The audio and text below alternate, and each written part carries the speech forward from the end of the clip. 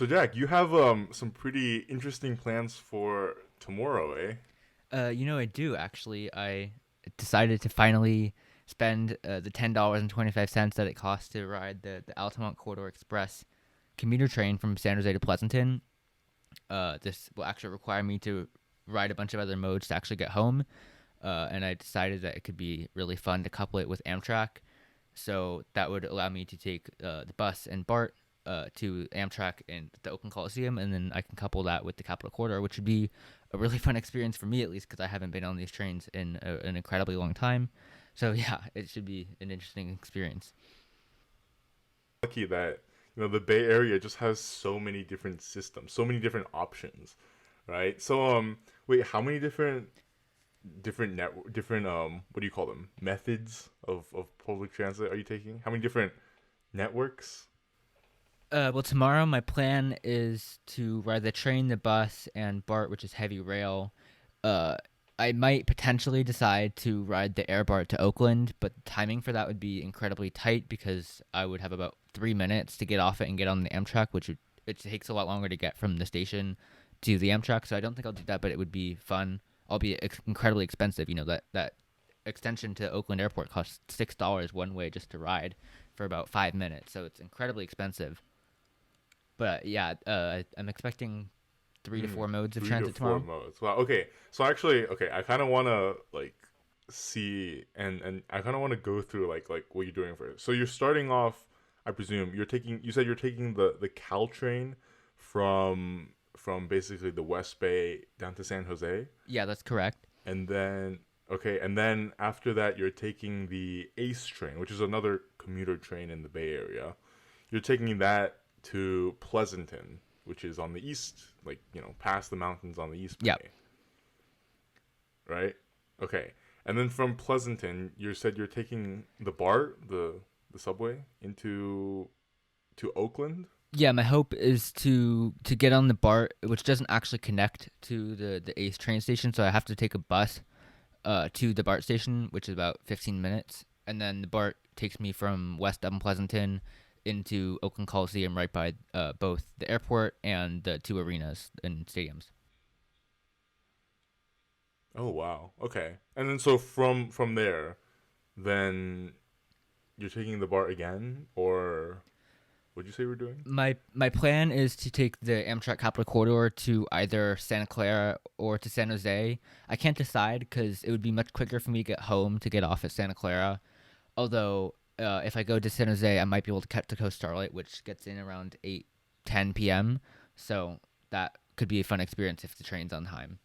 Okay, so you're taking the commuter rail, then you're taking the just a normal subway system, then you're taking the Amtrak, like the intercity rail, and then from there, so from San Jose, you're taking, I presume, the Caltrain back home. Yeah, eventually that's how I'll end up. Wow, that is a nice transit exploration day, huh? How much how much are you planning for all of this to cost? Uh, so the train itself will be, I think the Caltrain is probably $6 each direction, which is covered by a Clipper card that I already paid for this month. And then I believe the bus fare is probably 250, and BART is about $5. And then the trains itself are really expensive. So the Capital Corridor is $17 to go from the Oakland Coliseum to San Jose, and the Ace is $10.25 to go one way from San Jose to Pleasanton. So it's quite expensive, and I was surprised to see how expensive it is because I know in other places it's much cheaper. Yeah, yeah, that's like $40, huh? Yeah, Yeah, it's like $40. Mm-hmm. so certainly it's not something I can do often, but if I can get as much of it onto my Clipper card as possible, that could make it work. Wow. So how many like of these different portions, right? How many have you not done before? Like have you taken um the for example the Amtrak from Oakland to San Jose or even, the BART out from Pleasanton? I've never done taken the BART anywhere south of Oakland itself, so that'll be completely new to me. the bus system for in Pleasanton itself is exciting because I've never really ridden a bus at all in the East Bay except for once. I've never been on the Ace train before, so that'll be super exciting.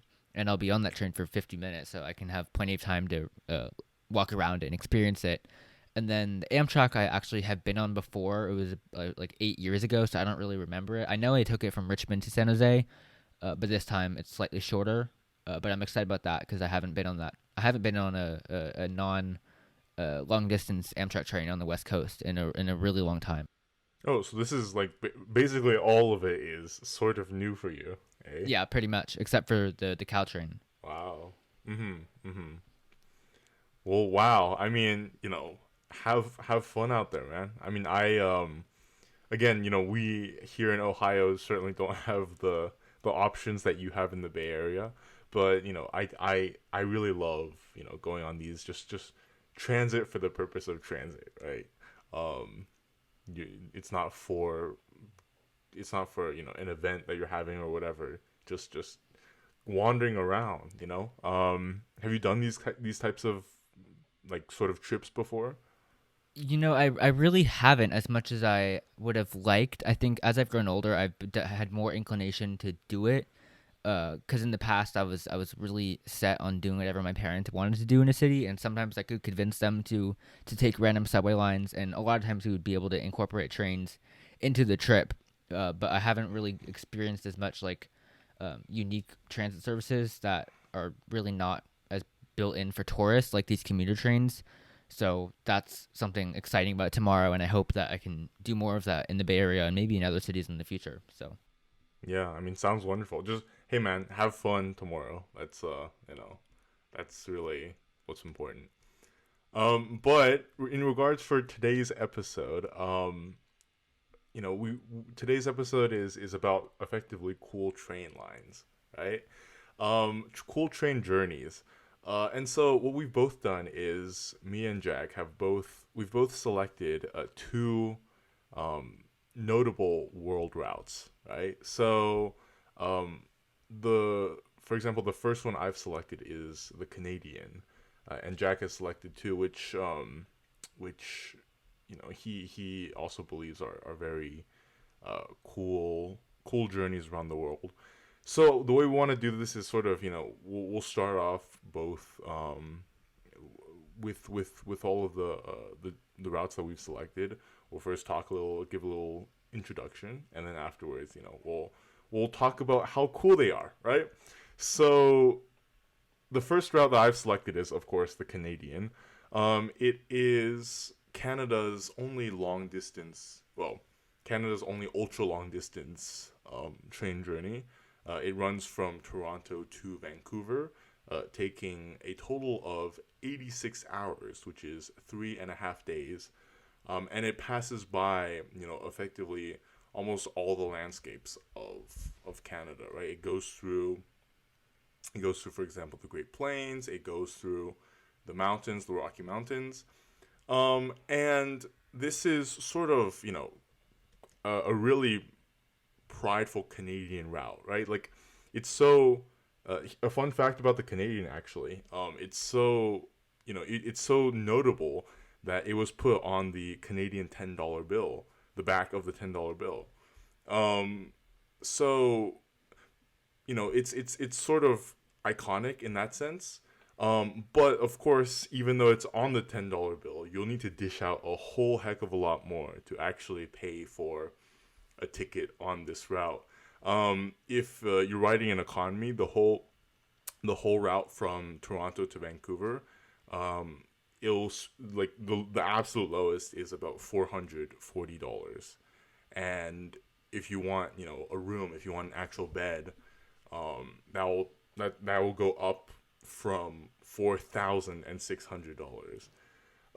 But wow, that's really expensive. yeah, it's it's not a simple for the this is not a very cost friendly trip. But what is another notable thing about the Canadian is that it takes 3.5 days, uh, and what that effectively means for the journey itself is that every single day you will be waking up to a completely different landscape, right? So, for example, let's say you're taking the train from Toronto westbound. The first day, right, is it will largely be the Canadian forest, right? The forests of the Canadian Shield. Um, they're bountiful and endless, right? And then you go to sleep, and the next morning you wake up, and all of a sudden the forests are gone, right? You're all in the Great Plains, and it's just emptiness and agriculture and corn and wheat fields as far as the eye can see. And so that continues on as you slowly continue to push westbound. And then you go to sleep again. And the third day, all of a sudden, you're in the Rocky Mountains, right? And you have these breathtaking landscapes. You're in the environment. You're in where Banff and Jasper National Parks are, and you slowly approach into Vancouver on the all the way on the other side of Canada. So this is the route, that the first route, which I think is really notable in the world. While the United States just down south has four transcontinental rail lines, this is Canada's one and only. It passes through the major cities: Toronto, Winnipeg, Saskatoon, Edmonton, and Vancouver. And yeah, I just think it's really cool. I mean, Jack, have you had many encounters with the Canadian before? I have not. I've watched quite a lot of YouTube videos about it because I'm fascinated about those rural train lines in Canada. And I know Oh, really? I've Really? never actually been. I've only been to Canada for one night, so I haven't really experienced much of Canada. But I've heard one thing about the Canadians that it makes it's listed on the schedule that has a lot of stops, and I was curious, like, does it actually make all of those stops or some of those flag stops? Oh yeah, it's actually really cool because while they're actually only about I believe 15 or so like physical stops, like stops where they actually have scheduled stops, but there are a whole lot more. I believe up to around like 80 flag stops along the way. It's for the tiny rural communities, um, where it's just the little small towns, the small villages living out in the either the forest or the mountains that probably only have like 20 or 30 people total. Um, so I mean, much like the United States, this is very much a connector, right? It was the Canadian that connected Canada. This is the Canadian. And do you know, are there any other connections to Via Rail along the line? Because I believe there's a line that goes from Winnipeg to Churchill in Manitoba. Does that have any connection with the Canadian? Can you transfer? Actually, yeah. So it's I guess it's sort of like what the situation is in America, where most of the lines, most of the connections are concentrated on either side. For example, if for example, in leaving Toronto, right? Toronto is obviously a major hub where you can connect up along the Windsor Quebec corridor. You can go to Quebec, down to Windsor, all down even down south to New York. But after that, right, the next big city effectively is Winnipeg, which is 30 hours away, and there's basically nothing in between. Winnipeg, however, is it's interesting that you brought that up. The Winnipeg to Churchill, Manitoba train. It's famous because, well, Churchill, Manitoba is famous for being, yeah, I'm sure as you know, a polar bear capital of the world, right? Yeah. So Winnipeg, you actually can connect. It is, I believe, um the actually no, I was gonna say it. I believe it was the northernmost passenger service in North America, but I think there's one in like northern Quebec. Um, but from Winnipeg, you there is a route that which is pretty interesting. You can go all the way up to the Hudson Bay. But after that, it's again a super long period where you just can't connect. I believe the next connection is all the way at I believe it's Jasper, which connects all which from which the train runs to Prince Rupert on the British Columbia coast. Yeah, it goes from Jasper and it goes directly west, whereas the Canadian continues down southwest to Vancouver, where there is obviously is it the Cascades? I can never remember. Yeah, The that Amer starts in Vancouver and goes south. yeah, Yeah, the and so Cascades. okay, so then it's the next connection is basically in Vancouver, right? But along the way there's nothing else. Uh, I guess in that sense, again, it's sort of really similar to the United States. Yeah, and do you know if there? So I believe that there's also some scenic train lines that run in British Columbia and Alberta. I think it's the Rocky Mountaineer. Is there any competition between the Canadian and these scenic train lines that run some of these same routes? I'm actually not sure because I don't know. Have you had many? I don't know. Dug deep into these scenic train routes in BC and Alberta?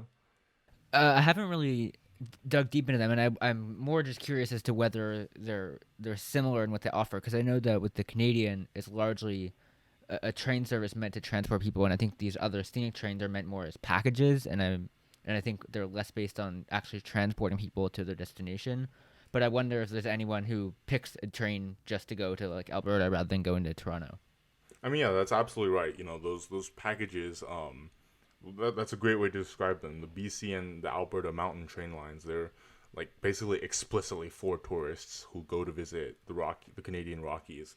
Whereas the Canadian, I've seen, oftentimes, that you know, I've seen online and read online that for many small communities, right, the train is literally the only connection out. Like a lot of communities along the way have quite literally no roads, much less air connections or what else. And I've seen online that many people will take the Canadian for example, going to the doctor's appointment or even to buy groceries on a daily basis. So that I think there's definitely in terms of the overall demand, there's definitely a very sizable amount of tourists who take the Canadian. Either from for example Edmonton to Vancouver through the Canadian Rockies, or even Toronto, Vancouver all the way, right? For what I said before is all the different sceneries of Canada. But much like in America with these long term routes, there is a much greater practical usage for rural communities as well. Yeah, that's certainly the impression I get from it. And I think it's interesting that for a lot of these people, it's used for convenient activities. But you mentioned previously that the prices are so expensive, and I know that for this train in particular, there's like especially luxury accommodations that they're like prestige suites that are like double beds and whatnot. And it's interesting the contrast that the train is for some people versus some other people. Yeah, that's actually an interesting point. The Canadian, it's well, there's the luxury factors is for if you want to go for comfort, right? But for a lot of these smaller communities, they're not going to Toronto or to Vancouver. They're going just to the town, the bigger town right down the line, where there are actually services, right? People aren't going to go, for example, from a small village in Manitoba or Saskatchewan. They're not going to go to Toronto or Vancouver for groceries, right, or to get a checkup. And so I think that sort of balances out because along the way they're not going all the way, um, which makes them sort of less affected by the um, the high prices which tourists have to contend with. But also because the line is pretty heavily subsidized by um, both the federal and provincial governments of Canada. So I think there's definitely is a level of catering to these small communities as well, ensuring that this one service isn't in contention. Although I will say that because of COVID right now, the Canadian is only half of the Canadian is running, um, which means that right now you can only take the train to and from Winnipeg and Vancouver. The Toronto to Winnipeg route section is still suspended. Um, and I do remember there were certain discussions about the rural communities in the area who may have suffered, but as a result of this lack of connection. But it is COVID, right? What can you do? Yeah. Yeah, I didn't actually know that, and that's surprising. Do you know why they chose to cut off that segment for the time being?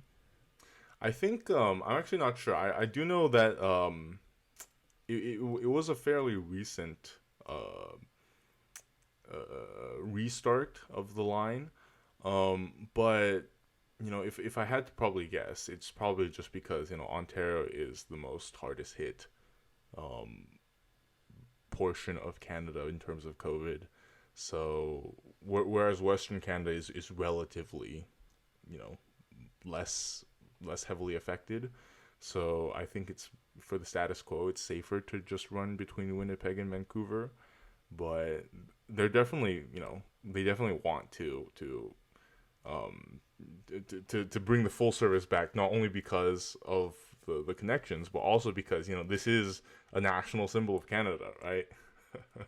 Yeah, and I think the impression I get is that a lot of people are discovering about it and probably going to ride it in the future after COVID. And I think along the line, it's a good transition into the route I was envisioning discussing, which is just south of the Canadian, which is the Empire Builder, which isn't as long as the Canadian, but I think it has a lot of similarities. Of course, the Empire Builder is one of the longest trains in the U.S. I believe it's the third or fourth longest.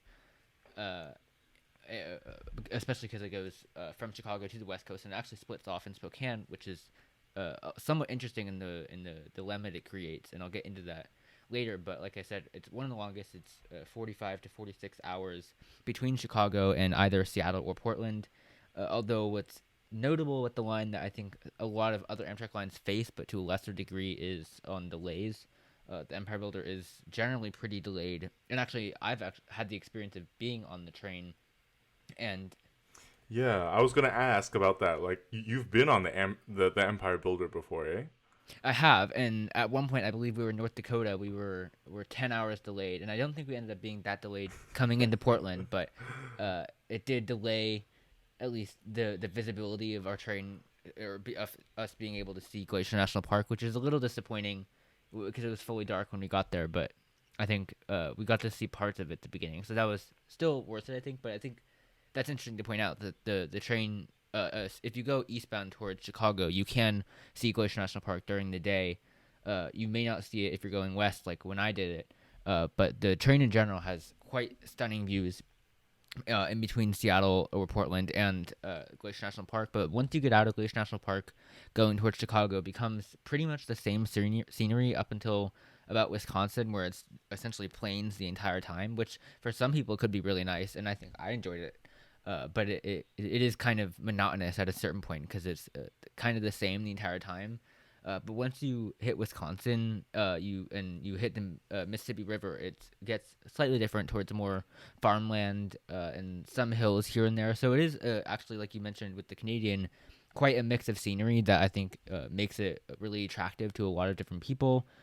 And I think the other interesting part of the Empire Builder is the communities, especially in North Dakota and to some extent in Montana, in eastern Montana, are some of the most rural communities that any Amtrak train serves in the U.S. because there's not a lot of proximity to an interstate, especially in North Dakota where the train runs probably at least 100 miles north of Interstate 94. So you're really far from any interstate whatsoever, which makes it interesting scenery as well because it's really just all rural and rural plains, like I mentioned, which I think can be really beautiful. Um, and I guess also one other point that I wanted to mention, like I said earlier, was that once it splits in Spokane, the service that's provided to the people in Portland is drastically less, which is kind of shameful to some degree. that they have to discriminate and give the dining car to the Seattle portion and just give the lounge car to Portland, which is it's an interesting trade off because I know a lot of people ride Amtrak for the lounge car experience, but then again, the dining car experience is also something that is a notable factor for people choosing to ride Amtrak. And I guess along those lines, it's important to point out that if you are looking to ride the Empire Builder in the coming days, you should probably wait about 6 more days because on June 23rd this year, Amtrak's reinstating all of their traditional dining services on their long haul routes. So if you're looking to experience maybe that Amtrak steak again, I would wait maybe 6 days to get on the Empire Builder. But I highly recommend the train. It's certainly one of the best Amtrak trains there is that you can take on a long distance route. Certainly one of the most beautiful when you get into Montana, Idaho, and Washington, and in Oregon as well eventually. But it spends a lot of its time paralleling the Columbia River, which is pretty beautiful if you're going towards Portland. And even if you're going through Seattle, you get to experience the Cascade Tunnel, which I believe is the longest train tunnel in the entirety of the U.S. And those tunnels are somewhat fascinating to me because the people on the train force you to not walk around the train at all, so diesel exhaust doesn't get into the train cars, which is seems like it can be something avoidable. And I'm always fascinated when I see the ventilation systems in those tunnels working. So yeah, in general, I think the terrain and the description of the route is really variable and I think really unique to the Empire Builder route because it covers such a wide variety of terrain. Yeah, I'm actually, it certainly sounds like you had a really, really fruitful and bountiful trip. But I'm curious about the scenery actually because just by looking at a map, right? It is of course America's most northernmost long distance train, and so like you mentioned, for example, by Glacier National Park, right? Um, you know, can you actually like see well into Glacier National Park from the Empire Builder? Well, you can see parts of it, and I don't have firsthand experience of this because I was asleep and it was dark. But the train goes through. I don't actually know if it enters the park boundary itself, because it goes south into Essex. So it goes through a lot of places that are jumping off points for Glacier National Park, but you don't actually get to see a lot of the major attractions on Going to the Sun Road. But you're certainly close by, and they offer connecting services into the park, I believe, through either West Glacier or East Glacier Park Station, which is also a seasonal station. They don't Mm-hmm. serve East Glacier Park in the winter, and they serve Browning instead. Mm-hmm. Mm-hmm. Yeah, that's actually really interesting. Because I want to ask you like effectively two questions, right? The first is, how do you think the Empire Builder compares with the Canadian? Because they are sort of like right across the border from each other, right? Do you think there's big difference in scenery? And second, like, how do you think the Empire Builder compares to the other Amtrak long distance routes, like the California Zephyr or um, the Southwest Chief? Yeah, so I guess in relation to the Canadian, the Empire Builder is obviously almost 40 hours shorter, so it's quite a bit shorter in terms of a journey. And I think, and pricing wise, it's also a lot cheaper. It's minimum $150 in coach if you want to go the entire route from Chicago to Seattle, and if you want to get a roomette basic is it ranges between 700 and 1,000. In July, it's Wait, 700? yeah, Oh my god!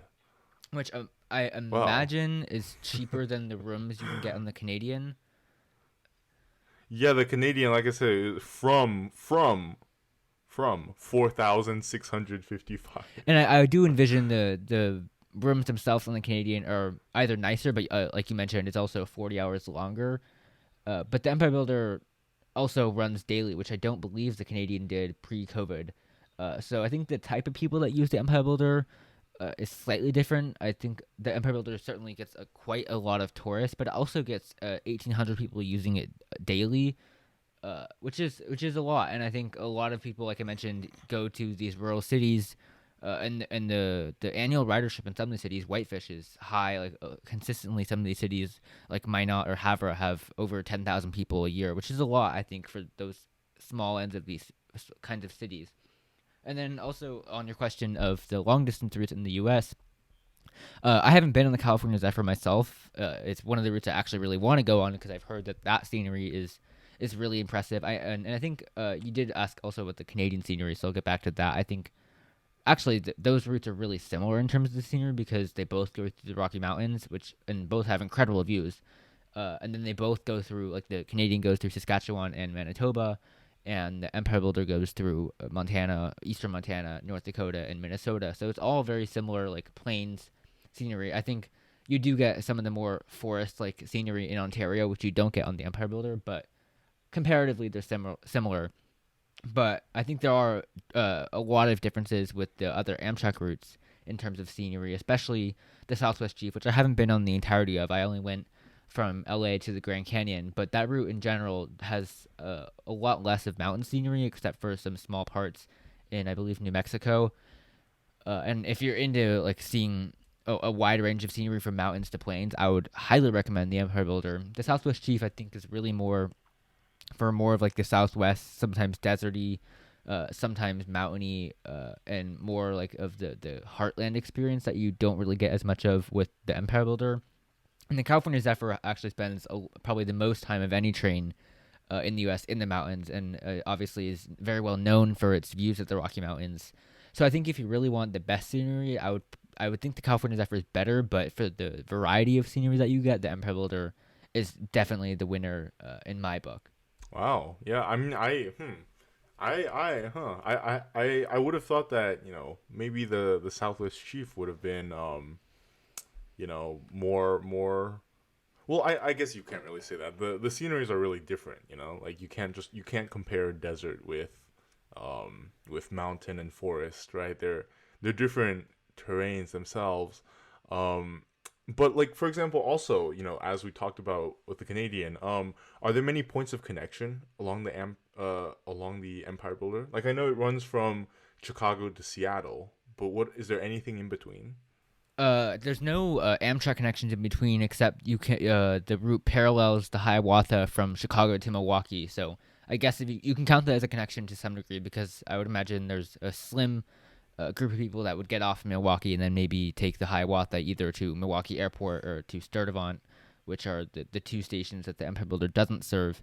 But besides that, the only other connections are at the western end of the line, where you can connect to the Cascades or the Coast Starlight in either Seattle or Portland. So there really is not a lot of connections, and I guess the Canadian didn't really have that many either. But there isn't an intermediate connection to somewhere else like the Canadian had with the train to Churchill. Yeah, and it's also really interesting because, as I'm looking at the map right now, there really are no, like, major cities along the way either, eh? Because with the Canadian, you have Edmonton, you have Winnipeg, which are all along the way. With I mean, I guess Bozeman, Montana is it? The train doesn't serve Like, Bozeman. actually, Actually, it doesn't go through any. It it doesn't go through doesn't. any Yeah, major that's city at right. It all doesn't. in Montana. Like, it skips Missoula, it skips Billings. Skips all of them. Wow. So I mean, once you leave, what is it? What's the last Minneapolis? Is that like the last Yeah, essentially between Minneapolis and Spokane, you really don't go through. I think the biggest city would be Whitefish, Montana, really? Oh, I guess or if you count Fargo, but yeah, or it stops Fargo at 4 in the morning. or does it go through Bismarck, North Dakota? No, it goes to Grand Forks and then it goes up to Fargo. Ah, it goes up through Minot. Okay. Yeah, it goes Huh. from Fargo to Wow. Grand Forks through Minot. Yeah. So if you're, a city kid, maybe um I mean, this is there's really no cities in there, so I guess it's the ideal place for um I don't know, disconnecting, uh, living off the grid as they say. I don't know. Yeah, and I think that's actually one of the. If people are looking for that, that's one of the primary trains to go to. Because at least, I mean, you can do that, of course, with any other Amtrak train, but a lot of them just go through major cities, so it's not really as much in in really quaint, tranquil parts of the country. Mhm. So speaking of living off the grid and going through tranquil parts of the country, that's again sort of a good transition moment to the second train journey, which I think is really cool. And that is the Trans-Mongolian Railroad, right? So I'm sure by the name you can hypothesize that it goes across Mongolia, and you would be very correct. But it's not, just within Mongolia. It's actually the route itself is I believe it's the third longest continuous passenger service um, in the entire world, and it runs from Moscow, Russia, and it goes all the way out east to Beijing, China. And it's sort of, if you can imagine, right? Everybody's of course heard of the world famous Trans-Siberian Railroad, which connects Moscow all the way to Vladivostok in far eastern Russia. But the Trans-Mongolian is actually interesting because it starts at Ulan-Ude in Russia, right? So it's along the Trans Siberian network, and then at Ulan-Ude it splits off. It goes down south, right? So instead of continuing out further east to Vladivostok, it goes down south into Mongolia, into Ulaanbaatar, and then through the Gobi Desert into slowly approaching Beijing. And I think this route is really really interesting because it does highlight um, sort of the Far East interaction, if you will, right? So from Moscow, it takes about 6 days to go all the way from Moscow to Beijing, and I believe about 4 of those days are spent entirely within Russia itself. So going along the Trans-Siberian, the small Russian cities and towns and hamlets along the way, right, as you slowly make your way out east. And then once you pass by Ulan-Ude in Lake Baikal, it goes down south. So by then the scenery shifts entirely, right? So it's no longer the Siberian forest, right, as it's infamous for. It goes down south and it makes its way into the vast Mongolian steppes and the vast Mongolian desert further down south, which as you can imagine, right, is sort of this line is sort of it's able to conjure up images of, for example, in the 1200s, and let's say you're Genghis Khan, and or maybe you can imagine, right, Genghis Khan and his vast Mongol army along the steppes or along the desert.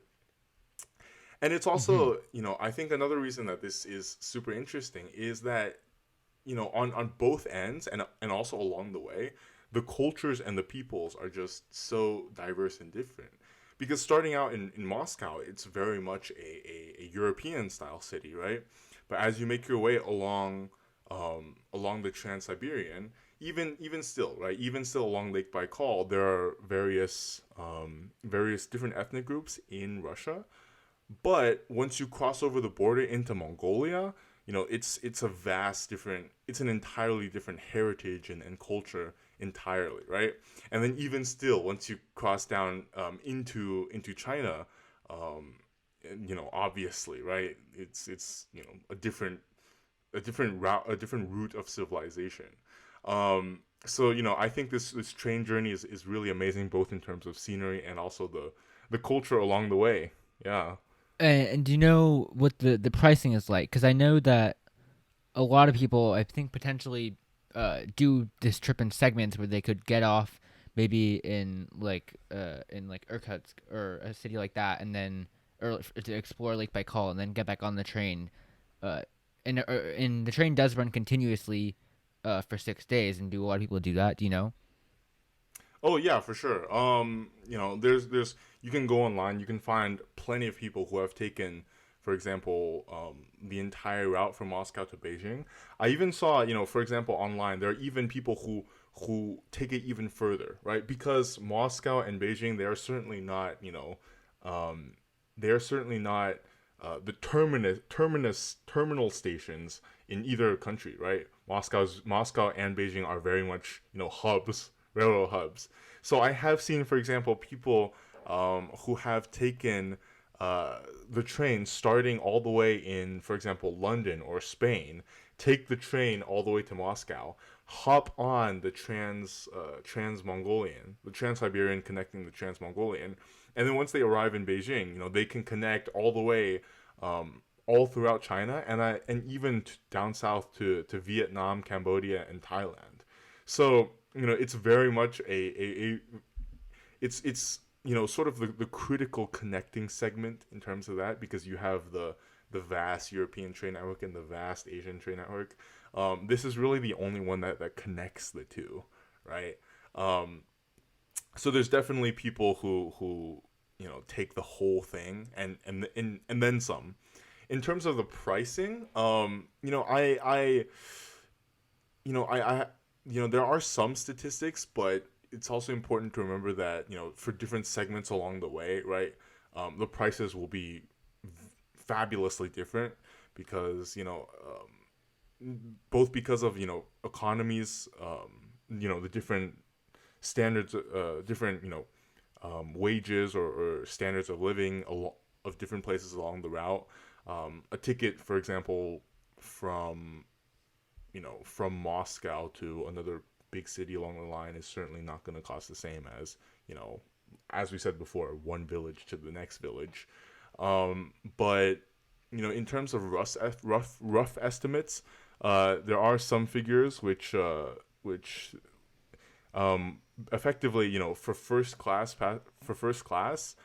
you can expect a ticket to cost approximately 1,900 for the entire route, and for for economy for second class 1,200. And it's also important to remember that along the way, right? Um, the costs are very much cheaper. So this is not, for example, with the Canadian where a room will cost $4,000, right? And then the meals might cost like $30 each. In Russia, in Mongolia, and in China, right? There are plenty of onboard services who will sell you incredibly cheap meals. You can get snacks incredibly cheap. If you're in Russia, you can also get very cheap vodka um, for fun times, basically. And yeah, I have also seen videos, for example, of people that really, when the train is in those sort of desolate places, it's in the forest or if it's in the desert, there people are just sitting in the dining car, drinking vodka, playing cards. It's a very relaxed environment, if you will. Yeah, it sounds like one. And I've also seen videos of people who that decide to ditch the dining cars altogether and bring instant meals instead. I think potentially because the dining car meals are like a minimum $8 or $10 for some of the items. So I think, like you said, the prices are pretty variable, and I think there's also a lot of operators that operate some luxury services as well.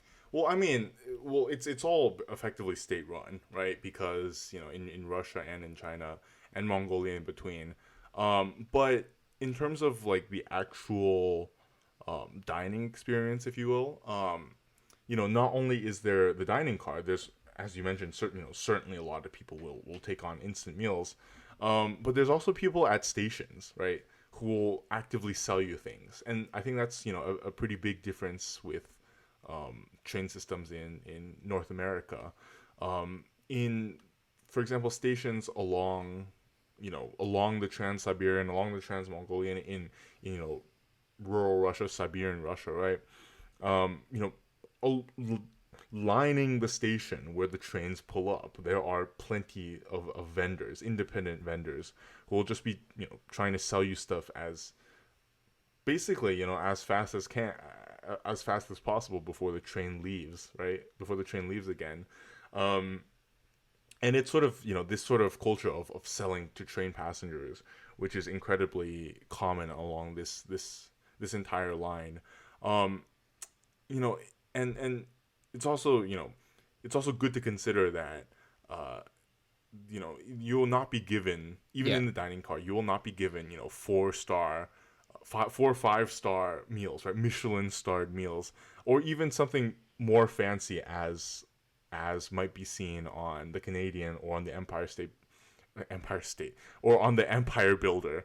Um, like in Russia, right? You'll probably be given a bowl of borscht, or in Mongolia, you'll probably be given some um, some traditional Mongolian meat dish, right? It's not the steaks, it's not the high end cuisine, which I think actually contributes. It actually adds to the experience because you're not in Paris or New York or whatever. You're in Siberia. You're in the Gobi Desert. So I think that also helps the very authentic vibe that you get. Yeah, certainly. From my perspective, it sounds like a really enjoyable experience. Coming, especially for me who hasn't really been on a train that long in a really desolate area. So it's actually a really tempting or really like appealing of a journey. Yeah, and especially, and I was just gonna say like for the price, like it's much better of a deal than the Canadian for that long of a journey. So Yeah, I mean, by pure time, it certainly is. But I kind of want to ask you, do you think like, cause you said you've been on the Empire Builder, but that's effectively half as long. Do you think you could, survive a 6 day journey if like taking it nonstop? I think I could. I mean, I haven't actually been on a long distance train since I was 10, and I think then I could easily handle a 2 day trip. And I would this summer I would absolutely love to do a trip like that. Uh, that's not going to happen, but it's something I really hope to do in the coming years.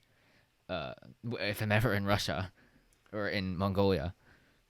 Yeah, I mean, I think it's definitely a challenge because you do also have to remember like there are no showers on board. Yeah. Um, so you know, but I mean, I would certainly say the scenery and of all the things that you can experience along the way.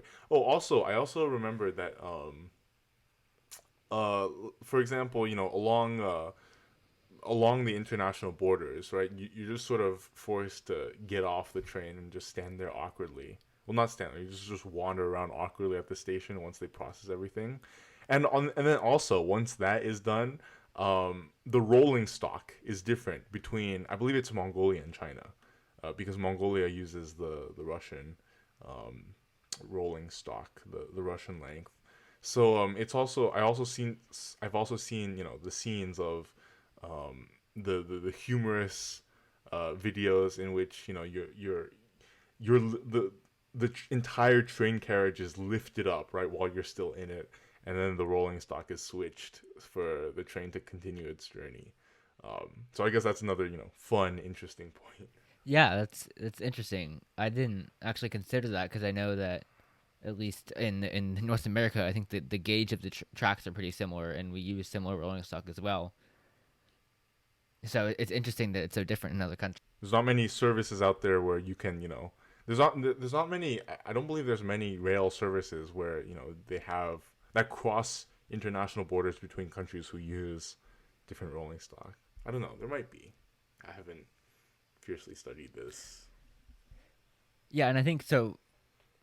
Considering that, the other train I was hoping to discuss was the Northern Explorer train, which unfortunately does not go between different countries. One thing I would wish it could do, is to travel between different islands in New Zealand. Um, but currently, at the moment, it only goes between Wellington and Auckland, and it was really interesting to me when I first heard about it because I, for a moment, thought it was actually a train link between Wellington and Auckland that people could do on a daily basis. But unbeknownst to me, it's actually it can range between like a 10-hour journey usually, and I think sometimes it can even be up to 15. And it's actually surprisingly marketed as a scenic train, despite it running 3 days a week in each direction, or 3 days a week from Auckland to Wellington, and 3 days a week from Wellington to Auckland. But like I mentioned, Wait, 15. Wait, sorry. 15 hours? I believe so. It's normally marketed as 10 hours, but I want to say I've seen it that it could have been a 15-hour journey, but generally it's I believe Holy it's crap. 10 hours and 30 minutes one direction, and then it's closer to 11, I think, going towards Auckland. Um, but yeah, it's quite long for just being marketed as or maybe even short to some degree for being a scenic train. because I would have expected that because it runs during the day, so it's not actually an overnight train, and it leaves at like 7:30 in the morning on both ends. So you can actually just do it in a day and go from Wellington to Auckland, which to me would make it seem like it's more marketed as a train meant for people who are just trying to go between the cities in a day. And it actually gets surprising ridership. It gets 180 people on the train per day per year because it gets about 68,000 passengers per year. So quite a lot for a train that's marketed as a scenic train. And especially considering that the price is actually really cheap. It's only 89 New Zealand dollars, which is about 62, I want to say, US dollars. So it's for a 10-hour journey, that's really cheap. And I believe they don't really have a lot of class differentiation either. So you really just get a scenic ticket to the biggest city in New Zealand if you're going towards Auckland, or towards the capital if you're going south. So it's actually quite.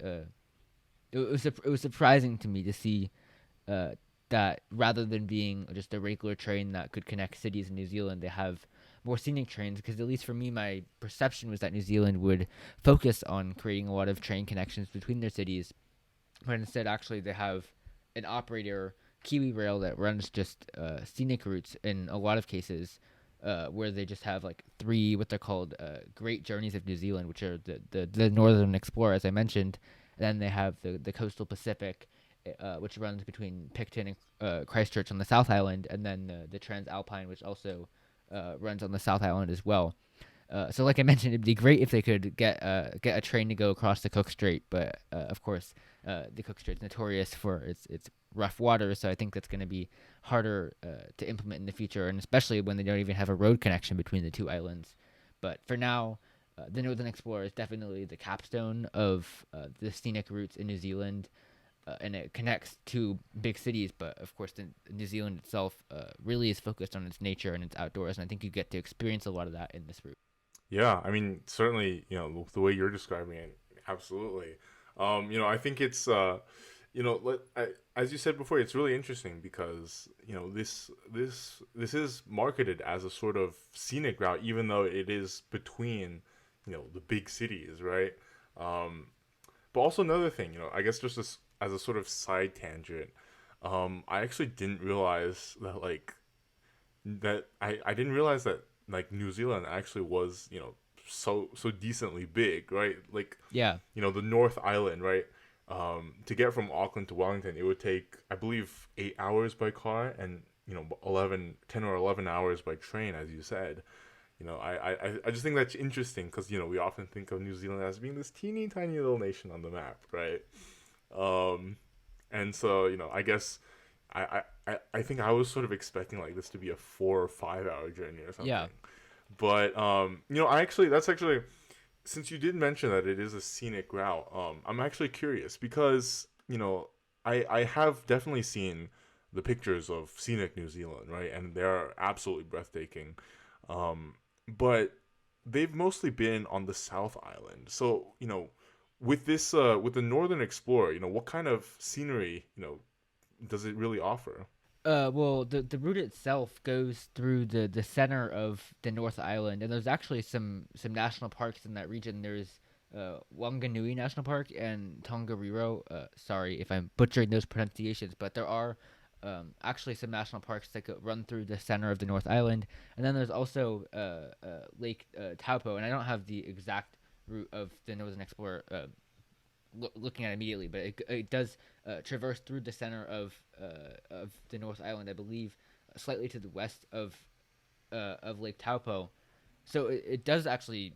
I mean, I agree with you that I was certainly expecting most of the scenery in New Zealand to be on the South Island as it's usually marketed, but certainly there's a lot of high quality national parks within the North Island itself that the train runs through. It doesn't go through it, but goes near it. So I think similar to the Empire Builder, you get a lot of distant views. Yeah, I'm looking at the map right now, and as you mentioned, Tongariro National Park. Um, yeah, I mean, I guess there's the dotted individual volcanoes of volcanoes um, of the North Island too. So I guess it's I don't know. From my initial impression is that I guess it's more of highlighting these sorts of individual peaks rather than just like the alpine scenery in the south. I don't know. Yeah, and I think that's good because of course it's not going to be productive for a country to have a lot of its tourism centered along the South Island, and I think it's good that this is marketed as generally the one of the better of New Zealand's scenic routes because, like I mentioned, there are two other routes that run on the South Island near Christchurch. So I think it's good overall that they're diversifying their tourism, and I know a lot of people go to Auckland when they go to New Zealand because it is the biggest city after all. But if you can create connections between Wellington and Auckland and at least open up the possibility of people being exposed to these national parks that get less traffic, I think that's great. Yeah. Do you know like see, I'm not very versed in New Zealand railways. Do you know if there's lots of connections on the North Island with the Northern Explorer? Well, I don't know specifically in between, but I know that Wellington does have some commuter rail lines. I know there's the Johnsonville line that parallels part of this route, or at least it connects in Johnsonville, or nearby in Johnsonville. And then Auckland also has a relatively extensive commuter rail network. To my surprise, I was looking at it a couple weeks ago, and they have a couple lines. And they're also Auckland, to their credit, is doing a lot of work improving the public transport system. But in terms of like longer distance routes, there's really not a lot of connections. But you can connect to a lot of commuter rail trains within these cities that can take you elsewhere in the region. Yeah, and I'm also looking at a map because this seems sort of like as you said before, the great journeys of New Zealand, right?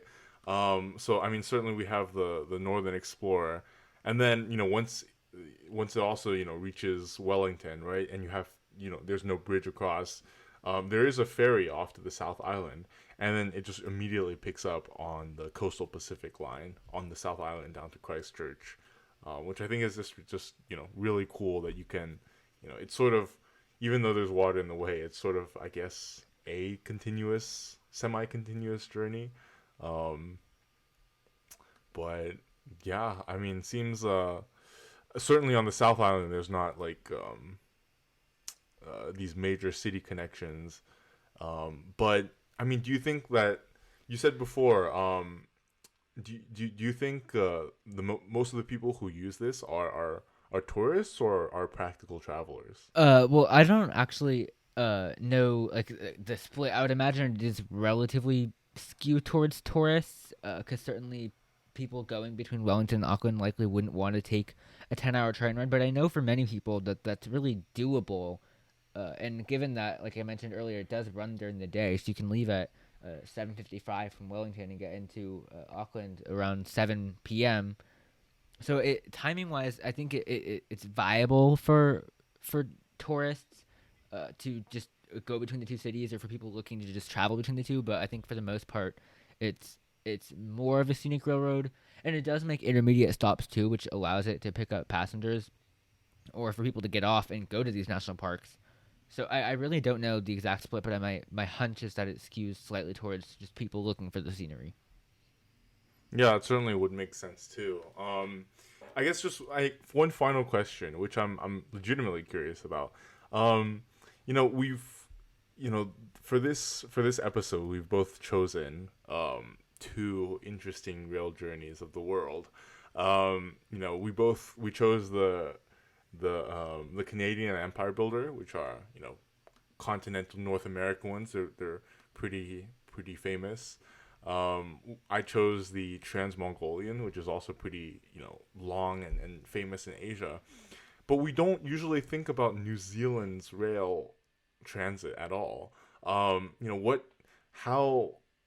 what made you aware of the Northern Explorer, basically? Well, if I'm being honest, it's really like surprisingly in like the last 2 months, I've just had like a more of an interest in desire to learn more about the Southern Hemisphere. So, uh, and even just I was just looking around New Zealand just to figure out like what are their cool cities? Can you live there? Like, what's the quality of life like? And Can you live I think there? one of the things. No, no, we cannot. Well, and one of the things I was looking for is like, can you get between Wellington and Auckland relatively easily? And I figured there's got to be some train connection because New Zealand generally does transit decently well in parts, and I know that Wellington has a pretty good transit system. So I was curious what those connections are like. And I noticed there was a train route, but it was interesting to me that it would be named something like the Northern Explorer, because I was expecting it to be just like Wellington to Auckland with maybe like 5 frequencies per day, but instead it's rather just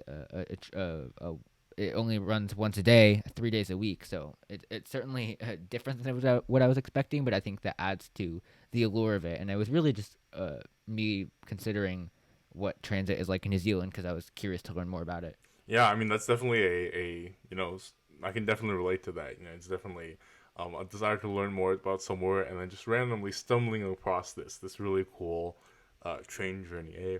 So with the other routes that we've chosen, with the Canadian, with the Empire Builder, with the Trans-Mongolian, I think you've definitely chosen a good, a pretty interesting fourth pick for our selections today. And it's definitely been Yeah, and I really think interesting. before we move on, the one thing I want to add about this train is that I think it's one of the rare cases where it can compete with a plane on the actual route. Because, like I mentioned, it is only 62 United U.S. dollars for the route, and I don't actually have flight prices up immediately, but I know that Air New Zealand is quite expensive for domestic flights. So I think the train here actually can give Air New Zealand a run for its money on competition, which is interesting. Yeah, wait, yeah, definitely. I mean, I just pulled up the flight prices um for an Auckland to Wellington round trip. Yeah, I mean it's like $80, $90, um, which hmm, I would never have thought that New Zealand was a place for, plane and train versus train competition. But wow, the more you know. Yeah, I think it's interesting to look in general across all the four trains that we considered today and see that they all have a wide variety of perks and unique qualities that I think shows just how different and wide ranging train travel can be across the world. And that's why I think it's important to go out and explore as much as you can of different trains. Yeah, absolutely agree. Um, it's fine. I certainly want to experience all of these routes in my lifetime if possible. But it's ultimately it's there's really just an endless supply of these really amazing train journeys. Yeah, absolutely.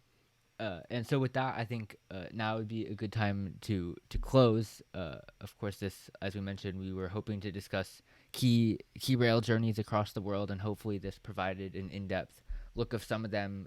And we did try to cover some different regions of the world. Of course, we did have two in North America, but in different countries.